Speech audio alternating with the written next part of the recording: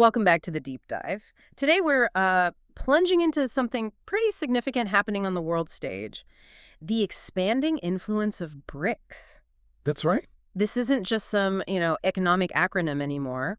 It's recent growth. It looks like it could genuinely reshape the global economy, maybe even power structures as we know them. You really could. So our mission today is simple. Give you a clear, concise handle on what's going on. We'll look at where BRICS came from, unpack these really big recent developments around its expansion, and then we'll dive deep into what it all means, for global trade, for energy, even for the currencies used in international deals. You should walk away understanding why this really matters. Absolutely. It's a truly pivotal moment we're seeing. This expansion isn't just a headline. It signals a potential long-term reshaping of international relations, of global economic structures. Right. Understanding this now, I think, gives you a vital head start on figuring out our changing world. Okay, so let's just quickly get grounded on the basics. Many listeners probably know the name BRICS, but maybe a quick refresher. What exactly is BRICS? Who are the original members? Sure. So at its core, BRICS is an association of 5 major emerging economies. The original 5 are Brazil, Russia, India, China, and South Africa, BRICS. Got it. And this group came together with a very deliberate strategic purpose in mind. And that purpose, like our sources point out, it wasn't just about, friendly chats between members, was it? There was a deeper why, something about the global landscape back then. Exactly. The crucial thing to understand is that BRICS was really conceived to offer a counterweight to the long-standing dominance of Western powers. Like the U.S. and Europe. Primarily, yes. The influence of the United States, the European Union, in global economic and political affairs. Back then, emerging markets often felt, underrepresented in big global institutions. Like the IMF, the World Bank. Precisely.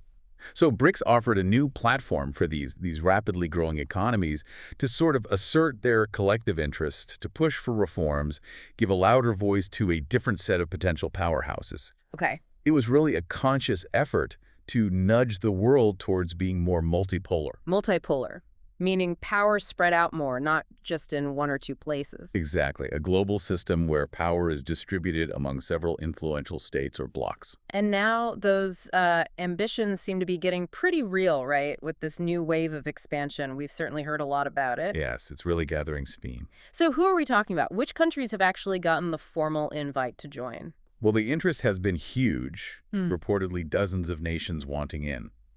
But the really big news is the formal invitations that went out. Right. The countries invited to become full members are Saudi Arabia, Iran, Egypt, Ethiopia, and the United Arab Emirates. Wow. Okay. It's a pretty substantial addition, one that's definitely going to alter the dynamic, the collective power of the bloc. Saudi Arabia, Iran, Egypt, Ethiopia, the UAE. I mean, that list includes some absolute heavyweights, especially when you think about energy, natural resources. Definitely. And here's a fact from our sources that really makes you, sit up and take notice.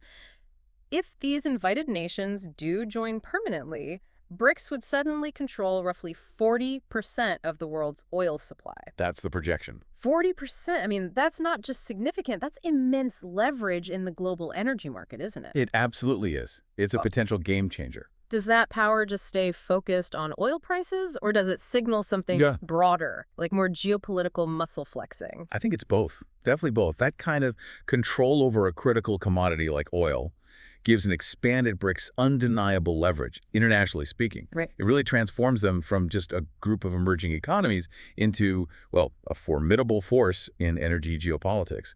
They could potentially influence supply, demand, prices. With huge ripple effects. Exactly. Yeah. Profound ripple effects. So this isn't just about economic might. It translates directly into more diplomatic and strategic influence.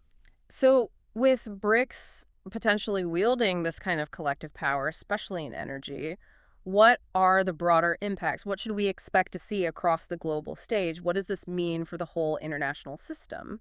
Well, what's fascinating here is that this expansion is projected to have 2 major impacts based on our analysis. Okay. First, it's going to significantly strengthen BRICS' influence, not just in energy, like we just discussed, but across global trade more broadly. How so?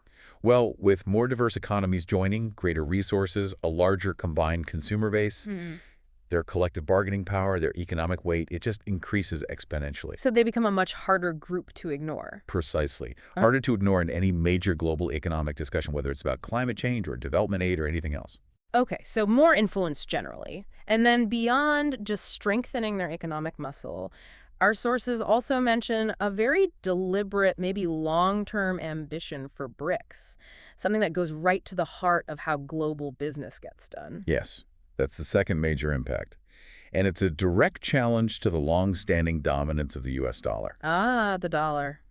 BRICS countries have made it, well, an explicit plan to increasingly conduct transactions using their own local currencies rather than relying so much on the U.S. dollar. Is that just for convenience, or is it more strategic? It's highly strategic. It's seen as a multi-decade play. Now look, truly displacing a global reserve currency like the dollar, that takes massive infrastructure, trust, liquidity. It takes decades to build. Right. It won't happen overnight. Definitely not. Yeah.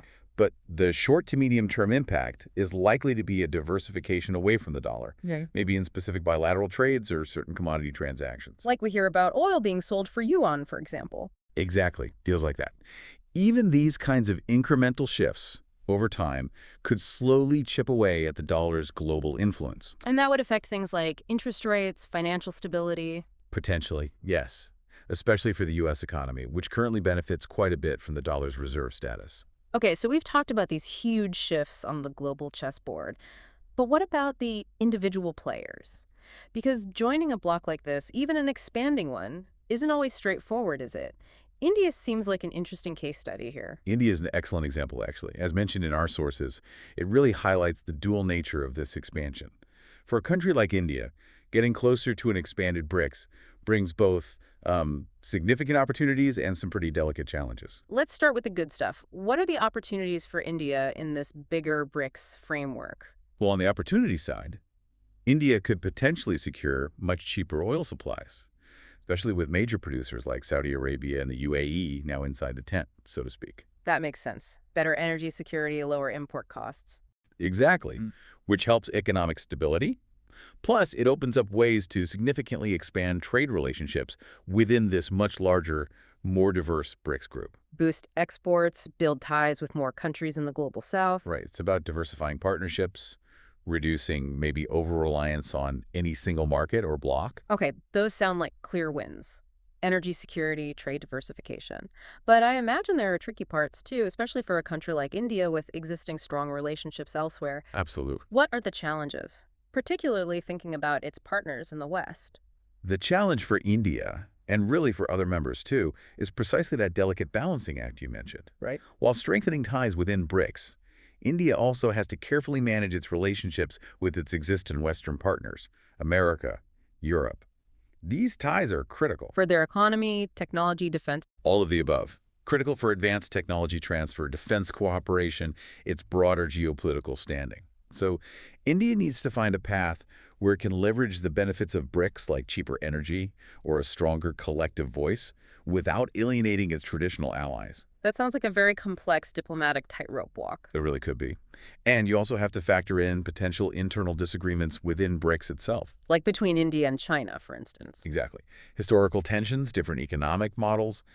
These things can add layers of complexity to how cohesive the bloc actually is in practice. This has really been, well, quite the deep dive into some profound shifts. Just to recap quickly, we've seen BRICS expand, bringing in major global players, potentially giving them huge control over world oil supply. We've also talked about their clear plan to challenge the U.S. dollar's long reign. A very significant ambition. A move that could ripple through economies everywhere. So as you, our listeners, absorb all this, it's worth considering the real-world implications. How might this new balance of power affect global prices, trade, maybe even stability in different regions? And that leads to an important question we want to leave you with, something to really think critically about. Okay. Do you believe BRICS, with this expanded membership and its stated goals, will genuinely succeed in challenging those long-standing Western power structures? Will it significantly reshape the global order?